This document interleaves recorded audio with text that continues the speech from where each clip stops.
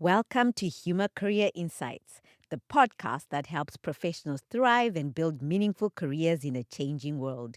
We are now on season 4, and I'm your host, Batje, founder of Humor, a people strategy and career transformation consultancy that helps purpose-driven professionals design meaningful and impactful work lives. This season, we're exploring entrepreneurship as a career choice, not just as a business venture, but as a mindset for ownership, creativity, and impact. Join us and don't forget to subscribe, follow, rate, and share. Welcome, everyone, to Humor Career Insights Podcast. I'm your host, Batje, and today I have the honor to host J.D. Weatherspoon, a globally minded civic architect Yes. and strategic development leader whose work spans continents, communities, and causes, from Harvard's Center for AIDS Research to refugee processing, youth mentoring, and resilience design. JD has built systems that don't just work, but hold people together. He is also founder of Peregrine Consultants based in Delray Beach, Florida, USA. JD, welcome to Humor Career Insights. Hi. I feel very welcome. This is a very nice studio you've arranged for us. So, yeah, hold on. I'm going to sip my tea because I don't want it to get too cold. But, That is good. I left my tea. I'll have water later on. Yes. Feel free to have your tea. Thank you. Keep my voice smooth. Thank you for having me today. You are very welcome, JD. And so I read a script. Yes. You know, that's what's on LinkedIn. That's what you put out in the public. Right. But I'm going to give you a question that most interviewees do not like. Okay. Tell us about yourself. That's actually one of my favorite questions. So, man, that's so many adjectives. How do I condense that into something that's intelligible? So, I am first and foremost Jerome and Sandra's son, who invested quite a bit of time and effort in rearing me in a certain fashion, and I'm sure I gave them quite a few gray hairs in the process.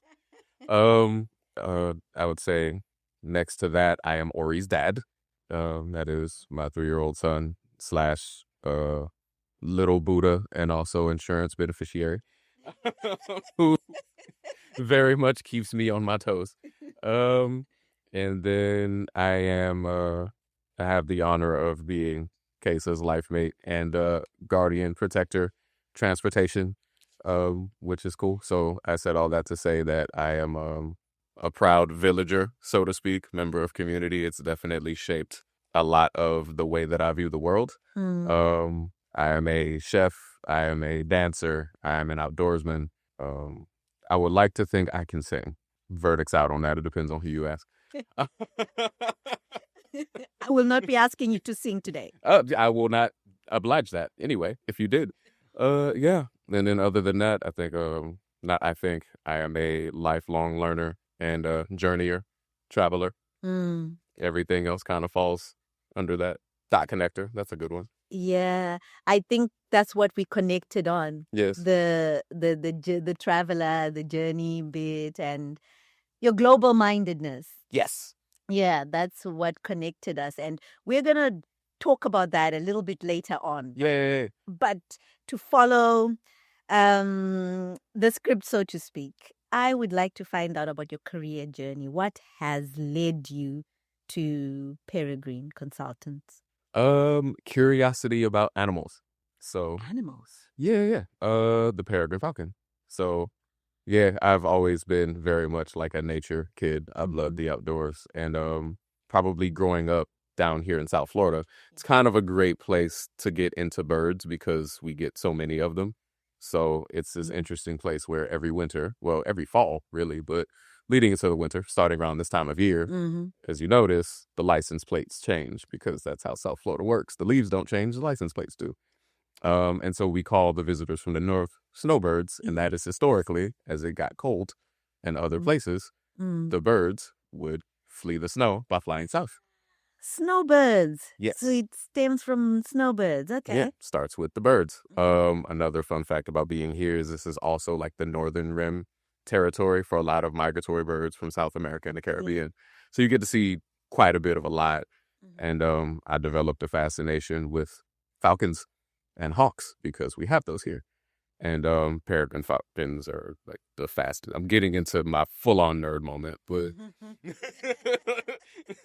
like watching a falcon do a dive bomb and hunt another bird from like off the top of a skyscraper, like near the beach. It's just really interesting to me. And so I did more research and found out that peregrine falcons are like the fastest animal on Earth. Oh. Yeah, they can dive at like 200 miles an hour. That's news to me. Right. Learned something today. And so, yeah, that takes a lot of vision and skill and precision. And so those are things that I like to embody whenever I do anything well. And so it's like, yeah, cool. Like if this theme's been around since I was 8, it's probably a good thing to stick with. I like that. Precision and vision. Yes. So that is where Peregrine Consultants is headed. Okay. Civic architecture. I was reading your profile and I saw civic architecture, traditional architecture, and I was like, okay, out of my depth, but JD's going to fill us in. Yes. So traditional architecture is the building that we are sitting in. Civic architecture is what gives it a soul. Right. Okay. A grand piano is a work of art in and of itself, but without somebody that has the right skill to know how to utilize it, it's still going to remain an inanimate object, right? Like cities ultimately run on their inhabitants. Yeah. And so civic architecture is what turns a district into a community because it dictates how you're going to utilize those spaces. So here, with just the energy of Florida in general has always been that of like booming real estate development. Yes, yes. And so if you've traversed across this great state next to coastlines and swamps, there's just like this endless sprawl of subdivisions and strip malls, which are not inherently horrible in and of themselves, depending on what perspective you're looking at it from, right? What a lot of it can feel very empty, almost soulless. Yeah. And that's because it wasn't really designed around the needs of like not only the individual from a human nature perspective, but also spaces weren't designed for people to commune or really engage with, rather than just like boxes to do stuff in or hold your stuff. And so there's not a lot of intention that goes into public and private spaces. And that has an effect on the psychology of people. Like you feel different going into different spaces. There's a certain energy in this room because of the way that things are arranged. Yes. And so it's that level of intention and awareness that I like to infuse in most of what I do. I can't say all, that wouldn't be quite accurate, but you know, more than I did yesterday and hopefully more tomorrow than I do today. That is amazing. You know, the putting the soul into architecture. Now, how is that related to Peregrine Consultants? What do you practically do? Like in layman's simple terms. In layman's simple terms? Awesome. So I listen to what people think their visions are. And then I help co-author, because it's an experience for me too, right? I have to step into your world to see what it is that makes you tick, right? What's the why behind the what? And we have to start with that. Very much like completely leveraging off of Simon Sinek's wisdom, because he's already done the work. So yeah, start with why. And once you figure out what makes people tick, well, it's like this great analysis I saw of like Kanye West, right? Is music his industry? Technically, but I would wager that taste is his industry. And then he found out a way to apply that musically. Yes. Then he found a way to apply that with fashion. So with Peregrine, I would listen to the why so that I can get a fix for what your industry actually is. Like, what's your business? And then we can design the boring stuff, but essential stuff, the structure.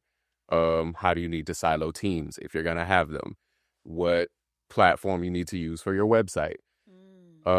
What is your narrative? What's your story? What do you want people to know about you? Because that's ultimately what you're selling. You're selling yourself. Yes. Your product or service is just a means of expression. So do you specifically work for a particular type of industry, or it can apply to any industry, or is it sound design is industry agnostic? So the answer to your question is I work across. My sweet spots tend to be around education. Healthcare is becoming more of a thing, as is real estate, for a variety of reasons. And that goes into the whole culmination of civic architecture and like resiliency models that you've probably seen me touch on. Yes. In the interest of just leading into that direction, because I know it's coming. Let's just preemptively get there. And so yeah, it's now taking a lot of the conceptual stuff that I've just waxed poetic about, and this is how it becomes real, right? And now we're gonna get into a bit of history to give context. But growing up in the set, which is historically, segregated Delray back when it was a sundown town. Yeah. We have 1,000-acre roughly territory of land, which has really the only remaining spots to develop because Delray Beach has a sky cap.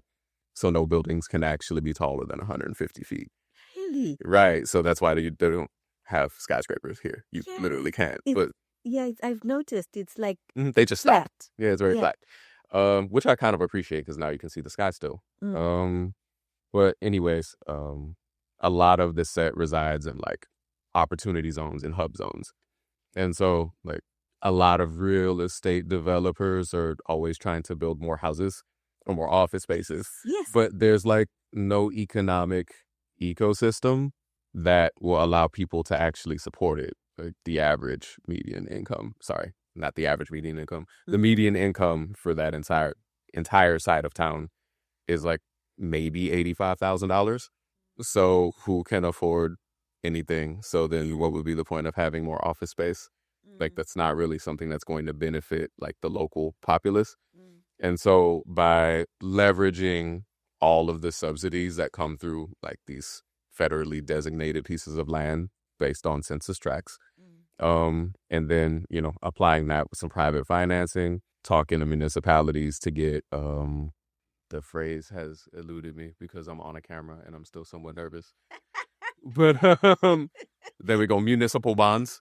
Right. Well, now we can turn every $1 to $2 of private investment into like $3 to $5 of federally insured revenue just to get things off of the ground. So that now cities can become training centers of all sorts. Yeah. What trade do you want to implement or what's already there? If you have a whole bunch of general contractors, it sounds like you just need to make a trade school, which we have how many school campuses in the city? Cool. Let's activate those.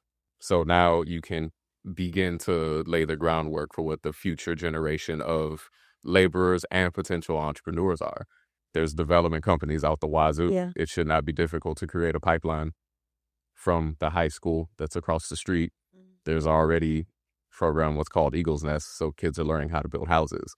So now let's also tweak that. Let's teach them how to retrofit pre-existing structures. The stuff's already there. I'm just connecting dots and applying it differently. That's it. Now let me connect the dots. Yes. Resilience modeling and architecture. Can you tell me a little bit about that? Am I connecting dots or no? You are. And it's really come at a serendipitous time because I'm in the midst of taking things from being not even theoretical because there are proven models all over the country. Austin, Texas has a great one of seeing the need again of I think the human element. Yeah. The soul. Exactly. Yeah. Right. The soul. While also taking into account the fact that the climate is indeed changing. Yes. And so when you look at just the writing on the wall, most of the infrastructure in the United States, from roads to bridges to buildings to underground plumbing and electrical systems, it's aged. And so things haven't been maintained particularly well. So like in the best of circumstances, well, things can be kind of shaky. Well, when inevitable disaster strikes, hurricanes are getting larger. Yes. We're currently like 2 miles from the Atlantic Ocean. What happens then? So, I mean, by leveraging the branding of, being progressive and the potential economic benefit, well, another economic benefit is the amount of money and time it won't take to rebuild when stuff goes sideways. Yeah. And so now we have to talk about our architecture and infrastructure because that is what is going to support the places that we are designing. Once you get the place, well, now you just have to add the people, and then that's the magic ingredient. But in order to get all that done, I have to start with the people because I need people to do all the things. That's like It's a flywheel. Yeah, it's called it's my flywheel model. Yes. So now each people are the hub.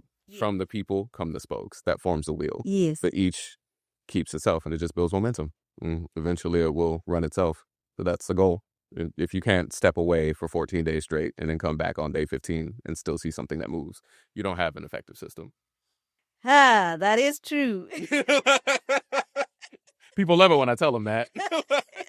I didn't quite love it just now because I answered that question and it wasn't very positive answer. I was like, okay. But like getting real with the story is how you start. Yeah. But you have to tell the story first. Okay.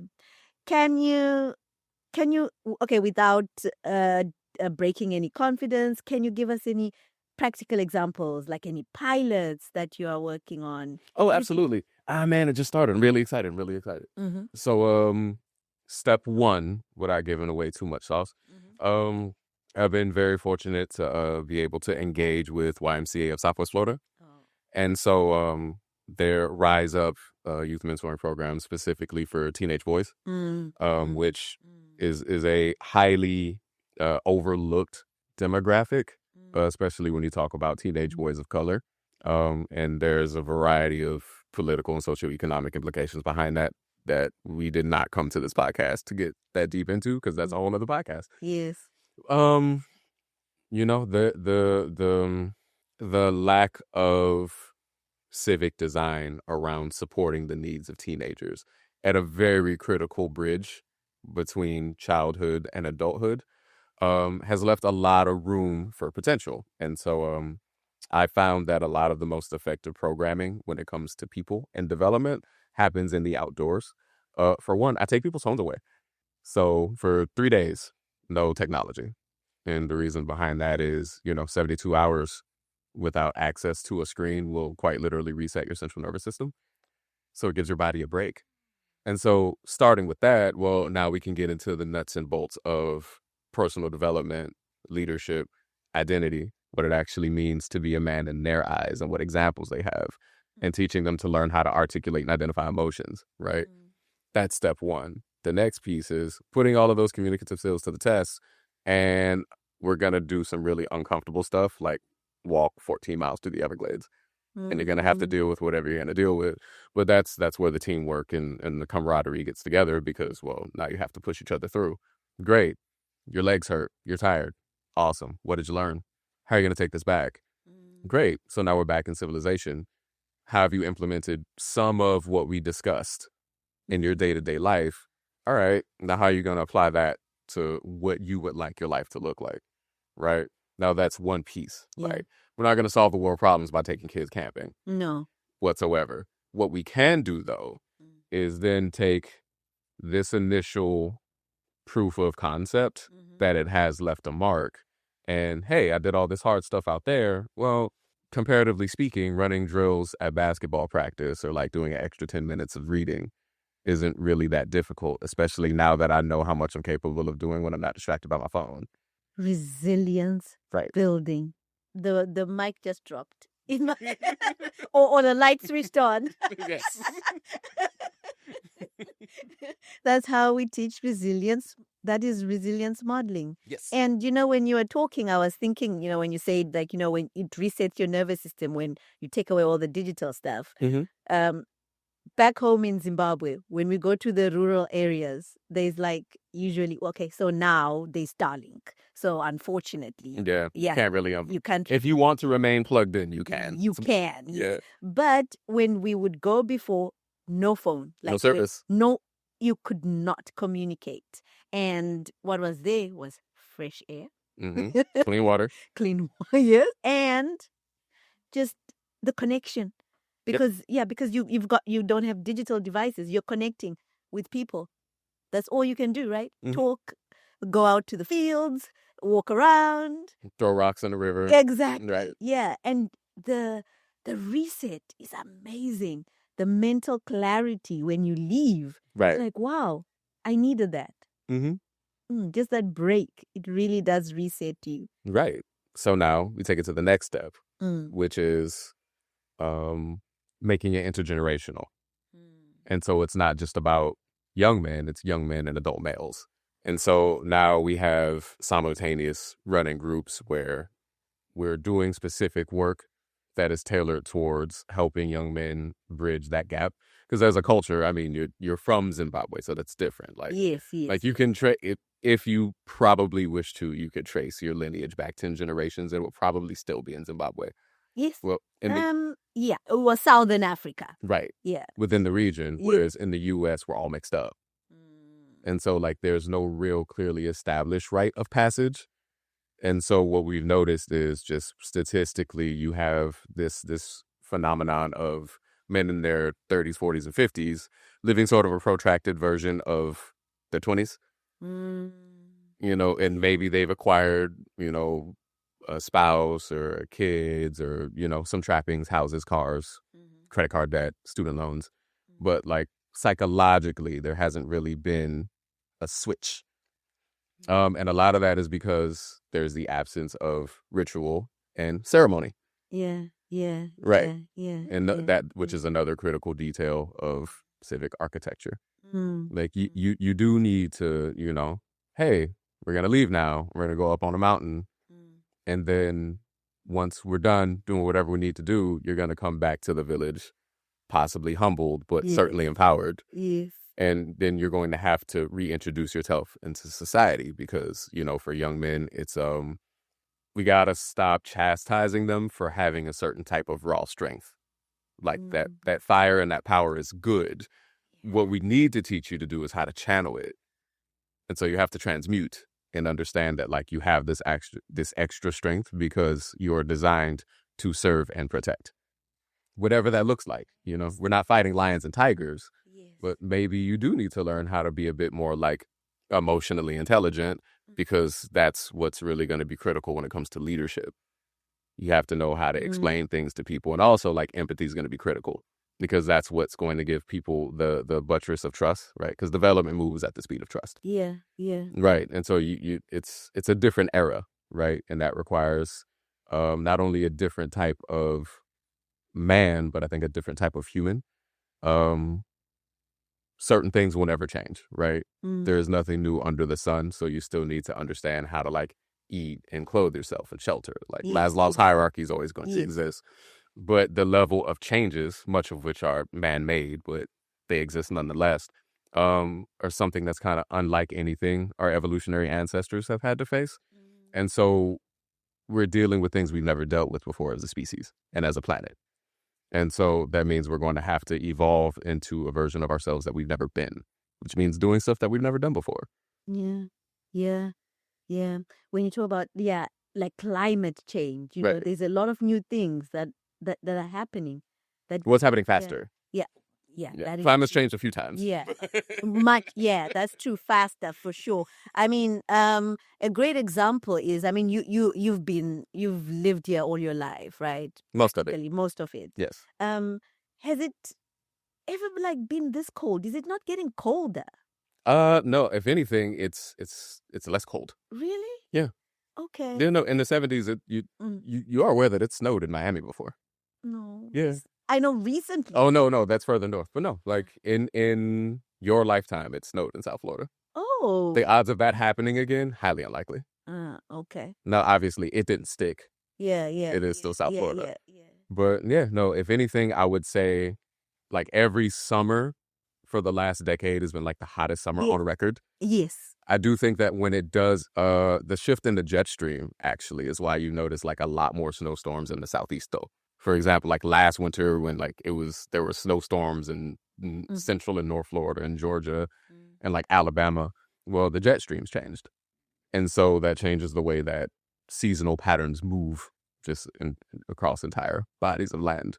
And then once you factor in like the El Nino versus La Nina thing, well, we keep messing with the ocean and the ocean pretty much tells the rest of the world what to do from a weather perspective. Yeah. Yeah. Pretty much. Yeah, we keep making it hotter. So Resilience hubs. I want to kind of stay on this because it's very interesting to me. So taking that into context now, Yes. what are resilience hubs? So resilience hubs are specific sites in which this adaptive theory of traditional and civic architecture takes place, is measured and scaled, simply put. Simplify that for me. Okay. Some more. So, for example, great one. Yeah. The Elizabeth River Project in, I want to say, Norfolk, Virginia. Okay. Somewhere it's like Elizabeth, Norfolk, that whole Chesapeake Bay area. So they have created a building which is a community space which doubles as a conservation area and an educational site. Every piece of material is built with the climate in mind. So as the water level rises on the river, the building's already on stilts. When storms come in and there are floods, well, they can actually like seal electronically certain entryways into the building so that water won't necessarily get in. They have their own water catchment systems that they recycle, and so that's what they use to like flush all their toilets. The windows themselves have like a special polymer that's in it so that it has like a solar film on the windows, and so all of that is used to cool the building as well, so it offsets costs. Traditional like localized plant sources are all over the place growing on the side of the building to like make the building more efficient. And then every single part of the facility has like the placards and there's QR codes and there's like an interactive map so that as you move through, you can learn about all of this. And all of it is tailor-made specifically to the Chesapeake Bay watershed. That's just one example of how that can work. And that's civic architecture. And now you have one space that also doubles as like a community meeting space. Oh, wow. Right. Yeah. And so that wouldn't be very difficult here at all. Okay. Yeah. This is really interesting stuff. And, there's a lot of like practicality in the everyday things that that's we the point. do. And when you're speaking about it, I'm like, wow, I'd never quite thought of it like that. Mm-hmm. Yeah. You mentioned healthcare as well. There's a lot around what you do. Yeah. And I wanted to spark some interest in you or like, find out from you why you left healthcare. You mentioned you were AMG when we first spoke, right? And AMG Healthcare. And you pivoted now. I did pivot, but I didn't leave. Oh, you didn't leave? Okay. Nope. You didn't leave, you pivoted. Okay. Explain that. No. Always put an and. You have opportunity for an and rather than an or. Yeah, so you stayed and pivoted. Yes. We added more rooms. We did not kick people out. Okay. Yeah, no. So AMG Healthcare it's a family venture. Actually, and it makes me super proud to say because of course, like that's my brother. Founded by Barry Hill, and also that was co-owned by Mark Gunn, another beloved family member. He's my brother-in-law, but it's my brother. Yeah. Unfortunately, he passed away and transitioned in 2021. But definitely his memory lives on. His DNA is all over the place. And so AMG Healthcare is a federally aligned healthcare staffing agency. And so everything from military bases all over the lower 48 and also territories. So yeah, Puerto Rico, Guam, Hawaii, healthcare centers on Indian reservations, the whole nine. Yeah. And it's been a great opportunity to generate, real wealth and value for our family. And recently was awarded a rather substantial DHA aligned contract, which is great. Oh, wow. Congratulations. Yeah. And so it's an excellent team effort. But I mean, a lot of the work goes to them. Like Big Bro has been doing this for like a decade and a half, actually more. Whereas, I hopped in within the last few years to help connect some dots and assist in the growth process. Yeah, that allows me, actually, it's one of the main reasons I have the freedom to experiment and test and take risks around things that are very big and varied and layered. and sound really, really, really complex, but really deal in simplicity. But it takes time to build those things, and it's much easier to gamble when you already kind of have house's money to play with.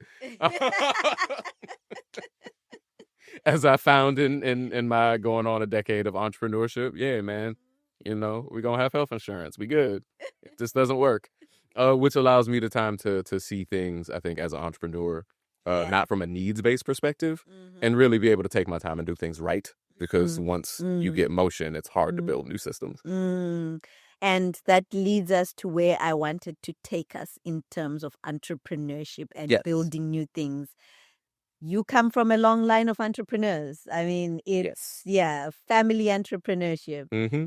What lessons have you learned, or what are the key skills that you need to build something new? Oh gosh, that's like I feel like it's really just starting to get real, man. It's been a very serendipitous 3 months. I can say what guides me. Maybe in 10 years I can look back and say this is what it is. I'm still doing it. Perpetual curiosity for me. That's what drives me. And effective use of anger. Explain that a little bit more. Every single major substantial change for me has really started with something pissing me off. Oh, wow. And rather than just like complaining about it, it's like, okay, so what are you going to do? Get active, get busy. Solutions to the problem. There you go. You're just going to be mad? No. So like I didn't like the conditions that I saw growing up around certain things. So I said, like, how can I do something about it? Right. Yeah. And that's how a lot of the HIV awareness and advocacy work started. Tell us a little bit about that work, because there's a lot of youth mentorship. When I was looking at your profile, one of the common threads is youth mentorship. And I see it's really because you're passionate about it. Do you think passion drives entrepreneurship? You have to be very much passion driven, at least to start. Like, that's the momentum. It's certainly not going to keep you running. Like, passion is like that initial thrust that helps the rocket take off. Yeah. But eventually, like, you're going to need some afterburners. And that's where, like, the systems in the organization come out. Yes. But, with youth, I think it's different, I've been a youth. And their kids have a lot more perspective than we give them credit for. What they don't have is lived experience and points of reference. So they might not necessarily know how to contextualize things. But that goes hand in hand with, like, not having a fully developed frontal lobe. Well, a benefit to that is they don't know how to rationalize BS. Which becomes a problem when you become an adult, isn't it? Yeah, and we call it maturity. Where really it's operationalized lying. Culture has a way of turning people into liars. You think so? Consistently. And in some cases, I mean, I absolutely can understand why it becomes necessary, because we don't enculture people to make peace with their flaws. I think we are taught that we have to, like, hide them or paint them. You know what I mean? Put makeup on it. Yeah. Teach her how to walk in heels. Put it in a suit. Which is not really how you design sustainable anything. The way that we're living isn't sustainable. And so if we can implement some element of authenticity, and that just means, like, teaching people how to operate from a place of, like, oneness, wholeness, completion, then the flaws that we go through great lengths to hide can actually become strength, because you acknowledge the ways in which you're not necessarily that awesome. And it allows you to leave room for somebody who's great where you're not. And that's so, which brings me to the next point about entrepreneurship. Having the right people around you, because there are infinitely more things that I cannot do than things that I can. Yes. Right. But that also means if something comes across my table that I can do, well, I kind of suck if I don't do something. Yeah. Like, I've been blessed to have a certain type of, like, skills and gifts and talents, some of which I was born with, others I really had to work to develop. And so if we exist, well, for me, this is totally my worldview now. I cannot be convinced that we don't exist to serve in some capacity. We're not all servants necessarily, but it's bigger than me. It might start with me, but it's way bigger than me. And so, like, it is kind of everybody's duty to move in the capacity of service and aid and support in some way. And it just so happens that a consistent theme for me has been, working with young people, because that tends to be what I'm good at. But I also like working with all people. I've educated folks from the age of 5 to the age of 65 in various capacities, but also it's easy to see the world through the lens of education because I was raised by a teacher. Yeah. I like that you mentioned strengths. That was another place where we connected. Where The Gallup strengths. Yeah, the Gallup strengths, the Clifton strengths, and the way that we are. Well, you're the certified coach. I study it. You get to use their stuff and get paid for it. See, you in. Yeah, I get to say I'm not there yet. I'm Gallup strength certified. Right. See, you the real deal, man. I'm borrowing bits and pieces. But the fact that you said we are taught to cover up our weaknesses. Right. That focus where when you do the strengths, you shift. There's a shift in your mind where you're like, let me focus on my strengths. And then, there's things I can't do. I collaborate with. Exactly. Yeah. And it changes the worldview. Well, we no longer have to compete. There's enough sky for all the birds to fly. Exactly. So, international development. Yes. We connected on that, and I was like, why did you leave? You did the whole Peace Corps. You went around the world. What made you leave international development to go into entrepreneurship? One thing that really stuck from, Peace Corps work in Southeast Asia and just working other contracts in Latin America is that the most effective NGOs operate like Fortune 500 companies anyway. Okay. So it behooved me to understand like the real mechanisms of business. So then the real challenge was, how do I learn this without going into like debt? And so that's when I said, hey, I could just work somewhere and like manage a business and get paid to do it. And so funny enough, a lot of the foundations of my business understanding came from working in car rental. That is interesting. Yeah. So I'm gonna break it down. So Enterprise Car Rental was like at that time, and I'm sure it still is, largest car rental company on the planet. And the biggest branch outside of like the DC airport was down the street from my apartment. Okay. So I just walked in one day and it's like, hey, I heard y'all have like a really good management training program. And it's like, yep. It's like, so if you want to start from day one and get paid to learn how to run a multi-million-dollar business, they'll pay you to do it. You're going to work like 70 hours a week, but like, yeah, okay, cool. I learned how to do basic daily rental operations. I learned airport operations. I learned the ins and outs of like the commercial trucking industry, all through Enterprise. Spent 2.5 years doing it. Yeah. And during that same time, also working with my then team at the time in New York City. And that's when we created Mastermind Connect, and wellness hub for men. It's always been investing in people. Yes. And so like, I lived on the road between DC and New York for several years. Didn't do much sleeping, but I was in my 20s, so whatever. I had no kids. And that's really how I got a chance to like learn and just apply. Yeah. And then just bringing the same mindset, like I think Sergeant Shriver's founder of the U.S. Peace Corps, that quote, think globally, act locally. Like the world is a collection of communities. So once you understand how to operationalize community, then you can apply that wherever communities are. You just have to tailor it to the specific needs of the community that you're in. Yeah. But the formula sticks. Yeah. Yeah. It certainly does. And the international development didn't stop because in the midst of all of that, just by proxy of, funny enough, people I met during the HIV advocacy stuff, I collaborated on healthcare access projects in Malawi with Mito Malawians in Texas. And that was really cool. So that taught me like how vertical integration works, because then you can cut costs. Like once you do that, then you actually don't need a lot of money to do a lot. And again, like geo arbitrage came back into play. So now I'm operating in DC, New York, Malawi, and Texas. And all I needed was a phone. The connection. Case in point, Peregrine just executed its first international relief in conjunction with Civic down in Jamaica in the aftermath of Hurricane Melissa. And again, it's just as a result of connections from people I made in the past, and we stayed in touch. And now we're just working logistics and it's really just having conversations. Money moves around, but that's going to happen. Yeah. On that note of Malawi, Yes, we're going to take a short break. please. And when we come back, we will dive into something that you and I had a huge conversation about. Ooh, I feel like I know what it is. I'm gonna sip my tea. Yeah. So we're going to take a break.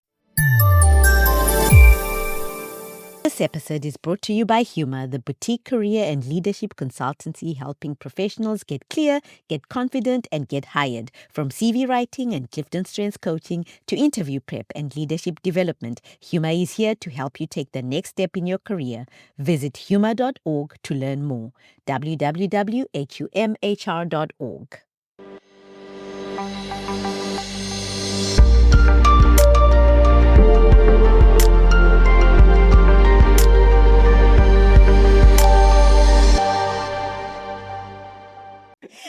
Okay, welcome back, everybody, to the second segment of my episode with We're back. with JD Weatherspoon. We're having a fascinating conversation about resilience hubs and his work with Peregrine Consultants. JD, let us talk about Africa Rising Let's. and global collaboration. Oh man, I'm excited. Let's do it. Yeah, so many are describing Africa as the continent that's rising. You know, there's a surge of entrepreneurship. I don't know if you listened to my first episode of this season. I spoke to the startup coach. Mhm. He works with entrepreneurs in Africa. Yeah. And he is busy, like so busy. They're hungry, man. Yeah, I cannot get time with him. I have to literally like startup coach. That is the consistent theme with any of my contacts out that way. Yeah, so entrepreneurship, innovation, youthful energy across the continent is just, And I mean, the average age is quite young, though. Yes, It's one of the youngest continents on the planet. that's true. So that energy is Right. so much, you know? I mean, it's everywhere. I think it's from top to bottom. Yeah. And it's observing from the outside, like thinking back to Uh-huh. maybe probably like 10 years ago. Yeah.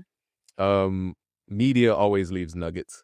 And so like you can see like how a lot of the cross-continental collaboration between artists. So seeing like Mafiko Zolo from South Africa collaborating with like Davido, and then it's like, oh cool. Like I see what y'all are doing. And you know, trying to ease the tension, like the whole like anti-Nigerian sentiment in South Africa and all that going on. But then also like these are the two biggest economies on the continent. And like and South Africa was actually really supportive of Nigeria when it got like biggest economy, which was great. But then, you know, music, of course, it's a lot cooler to be African now, which as like a 7th generation Black American, things that benefit the continent overall kind of benefits all of us, because whether we like it or not, like case in point, and the hyphenations we use, which I think US is probably the only country that I've been to that hyphenates. Like either you're an American or you're not. It's like every adjective is like a derivative, right? Yeah, but it's like I think as things change on the continent, it kind of ripples throughout the rest of the diaspora. And it's as somebody who's like I've never actually physically set foot in sub-Saharan Africa. The only country on the continent I've been to is Morocco. Open to change that. So if somebody wants to set something up, no, I mean I have plans to visit Sierra Leone next year, but that's more ancestry and you know, collecting nuggets. The language we cry in is a really good example of like really I think that's the first thing on film that I saw when I was in college, and I don't know if you ever watched it, but I did not. Yeah, it was released in the 90s, and so there's this like lullaby that a Gullah Geechee woman, of which I'm Gullah Geechee descendant, so a lot of my roots come from the Carolinas. But yeah, like the lullaby that was in Mende that, you know, this woman in South Carolina has been singing for her whole life because it was sung to her by her great grandmother. Oh, wow. Right. And so like an ethnologist heard that recording and said, this sounds like Mende. Let me go to Sierra Leone and see where it's from. And then people in like Freetown didn't recognize it except for one woman from the countryside. So he went to this like remote village, and then one woman said, oh yeah, my great grandmother used to sing that lullaby to me. And she said, hey, like, yeah, anyone who knows this lullaby is probably one of your relatives. And so they flew this one lady from Carolina to Sierra Leone, and she went to the village, and like they sang the song together and they embraced. It was a really beautiful experience, and I think that's a microcosm of what's happening now. Yeah. It's like it's a new triangular trade. So instead of like moving bodies, it's like a trade in culture, and so you can see like mostly in music, but also like we're inherently like musical people. Yes, yes, Yeah, yes. so like it has to be kind of through song and dance. That's like how a lot of our traditions have always been kept. And it's interesting to say the ways in which we've changed and also the ways in which we haven't. Like there's sort of like that shared kinship. But I think there's a certain level of I think like reinvigoration that I find in like my continental African friends when they merge with, I guess, New World Africans, whether it's like people from the US or like definitely the Caribbean. And even now, like with Afro Latinidad, like a lot of that's coming out of South America, particularly like places like Colombia and Venezuela. Like it's like this weird activation that's happening worldwide. Yeah. It's very interesting to observe and be a part of it. Like we're truly like a Sankofa generation in that way. Yeah. And so like being able to fill in the gaps and seeing how much about each other we don't know while also acknowledging the ways in which we've always been similar, regardless of where on earth we are. It's almost creepy.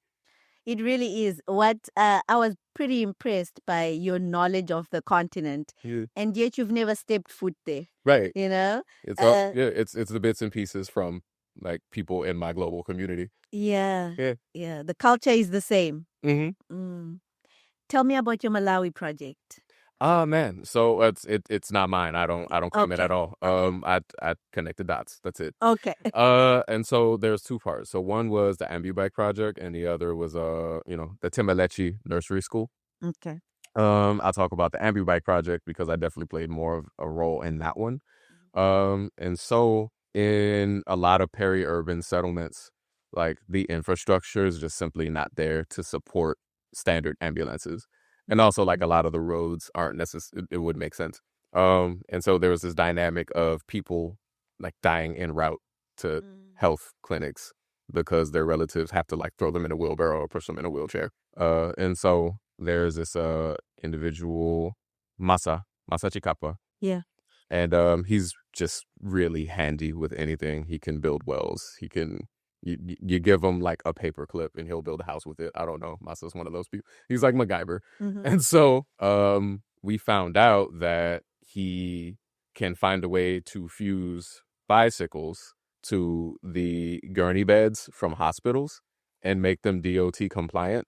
And then those ambubikes can be used to move people to health centers. And like with $5,000, because we controlled all the means of production because it all went through Masa. Like we just have to give him all the materials that he needs. Wow. And so with $5,000, we can get like 10 bikes made. Wow. 10 hospital bikes, but ambu bikes made. And so like, we just ended up just running that and just distributing them through like multiple states from like the South. We never made it all the way through the North. I think we put it in like 13 different districts or something like that. Wow. Do you know if they're still using those ambu bikes? I gotta follow back up. This was like a few years back, but yeah, I'll reach back out. Shout out DJ Agnes, by the way, she's real cool. And Maona, so I'll reach back out and see if that's still a thing. But yeah, like that's just one example. And it was real cool because I was in DC at the time, so like the embassy was 20 minutes from my house. Okay. So being able to meet with like the ambassadors and having those meetings down at the embassy and like, oh cool, we got to get you out there. That didn't happen, but it's fine. We'll figure it out. We'll get you there. I'm sure there are a few places after this goes out. I'm sure there are a few places I'm gonna have to go, and I'm gonna let y'all take me. That's fine. Look, I know I'm gonna be fed. Oh yes, that we do that very well. We did too well. That's what we talk. Yeah, man, y'all are too hospitable. That's what got us in this mess in the first place. That's how I got over here. Right. So, resilience hubs and your model, civic architecture, and in Africa, how do you see that aligning with what is going on right now? Oh, this would be like the perfect time. Yeah, no, that would go nuts. I think that would probably go beyond. I don't want to say my wildest dreams and imagination because it gets pretty wild, but I mean, just it's a really interesting time. I think for me, I would love to because it's like the frontier of the American West 150 years ago. Like if you are risk tolerant and just willing to try stuff, and of course, like with a little bit of hustle, you'll probably be able to get a lot done. It's been my firsthand experience that most of the Africans that I've worked with are pretty innovative anyway, even if out of necessity of just living there, it seems. Out of necessity. Yeah. It's another invention for a reason, right? So I got to figure it out. It's like back to Malawi, like the boy who harnessed the wind. Like when there's a need, and there's a lot of need, so people will work at it. Like, okay, cool, I have this idea. I think it will work. I was like, all right, can it make money? Yes. We will talk tomorrow. And they'll call you. Yeah, 3 months later, hey, you got that thing?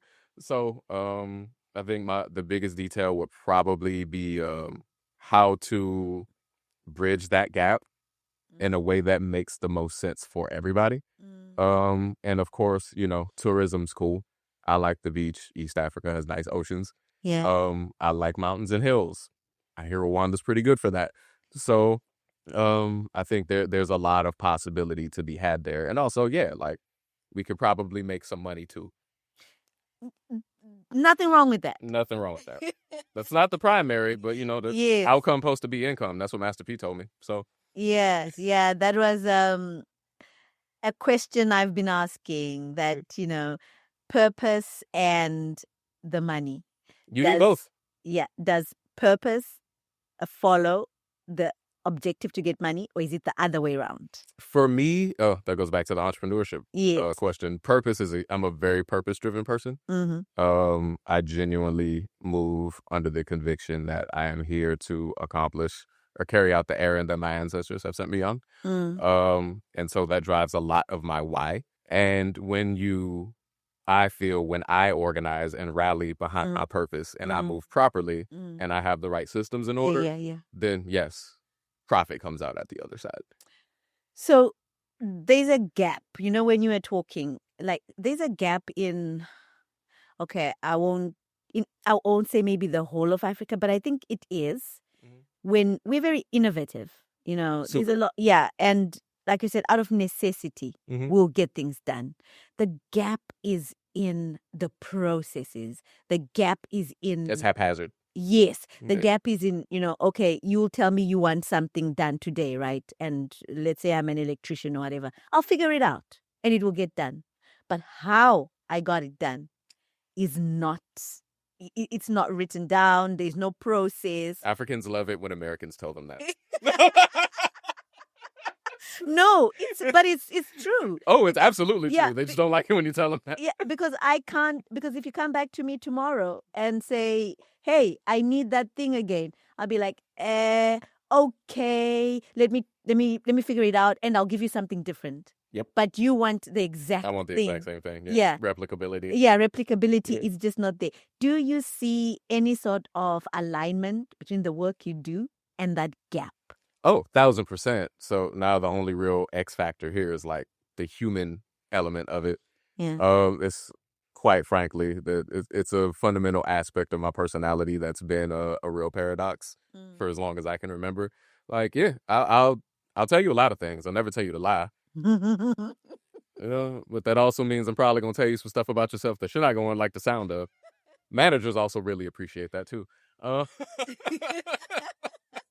Starting to see how my parents got those grades. Yes. Yeah. And it kind of is what it is, but like that's part of my vetting process. Like, how real are you ready to get with the story? Because there's no quantum leap of any sort in the direction of progress that doesn't begin with getting sick of your own stuff. And starting with me, by the way, I drink this medicine every day, but it's different. I have a toddler, so I'm reminded of my shortcomings all the time. Yeah, man. I think the process piece is real because the same conditions that create that innovation are the same conditions that make it very difficult to create replicability. Because when you're in a resource starved environment, you really only know how to work with what you got that day. Yes. And the funny thing, and it's a lot of like nouveau riche tendencies. So like even when you move up socioeconomically, all right, well, your house is different, your car is different, your address is different, but you still live in the same place. Yes. So you're still going to move like you don't have electricity, even though you're in a 5-bedroom house with lights. On one hand, great for resource management. On the other hand, you limit yourself in like the possibilities of what you can create with these new resources, because you can't just scale your stuff. You have to scale your thinking. Yeah. And I think that's going to be a real hurdle for a lot of the continent, because as like all of these resources come piling in from this foreign investment, well, a lot of people are just going to shoot themselves in the foot faster with bigger guns, metaphorically speaking, because they're not like it's a skill to learn how to manage wealth and abundance. It's like learning how to be a good spouse or learning how to lead. Like, it is. it's a muscle. Yeah, that relationship with money. Uh-huh. Yeah, it's so important. You're still dealing with that here. Yeah. I gotta get Delray together. Yeah, no, let me get that sorted in my own backyard first, and then I'll talk about doing it across the ocean. But ironically enough, sometimes it's harder to do things in your own hometown because Yes. well, they've known you, so it's gonna be difficult for people to recontextualize the version of yourself that you are today when there are so many outdated models that they're attached to. It's not endemic to here. I think everybody has some version of it. Yes. So ironically enough, I would not be surprised if I get more done in Zimbabwe than I get done here, simply because, well, people in Zimbabwe are learning about me through you. They only know me this way. Right? Yeah. Yeah, a prophet, there's a saying about a prophet not getting... A prophet is rarely respected in their own home. That is it, exactly. Rarely respected. Yeah.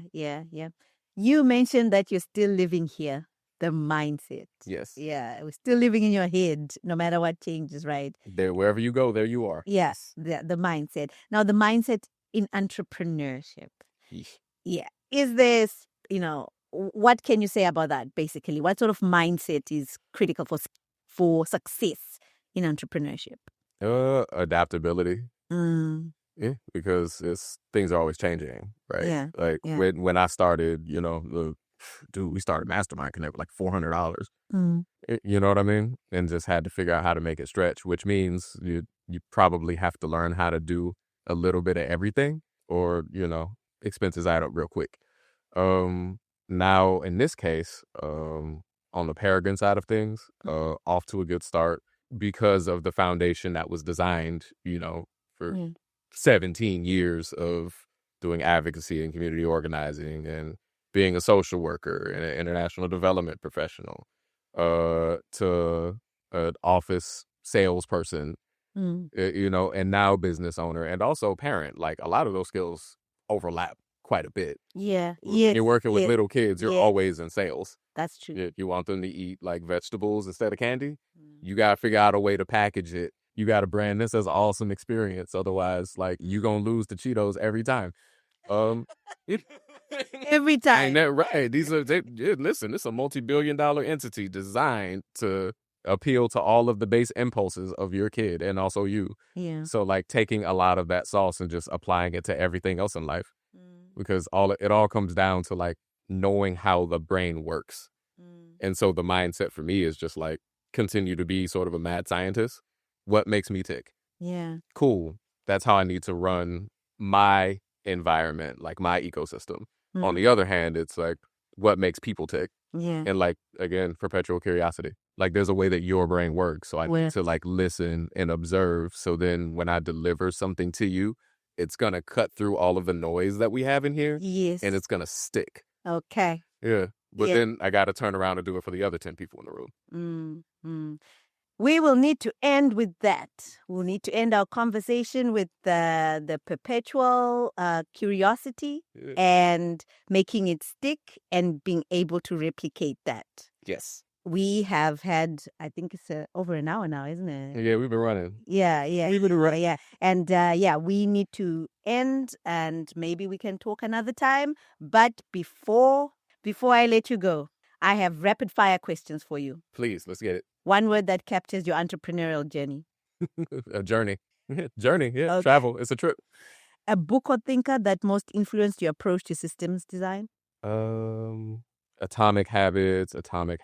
I forgot the writer's name, but definitely Atomic Habits. Okay. Finish this sentence. Resilience is? Necessary. I like that. Resilience is necessary. Listeners, thank you for joining us today. And thank you for your time, JD. I am really grateful that you've taken time out of your busy schedule to be with us here on Humor Career Insights. Thank you for having me. Hopefully I've given you and any listeners or watchers something that they can use and take with. So Well, you've given me something to take away with. So mission accomplished. yes. Listeners, watchers, until next time, stay inspired.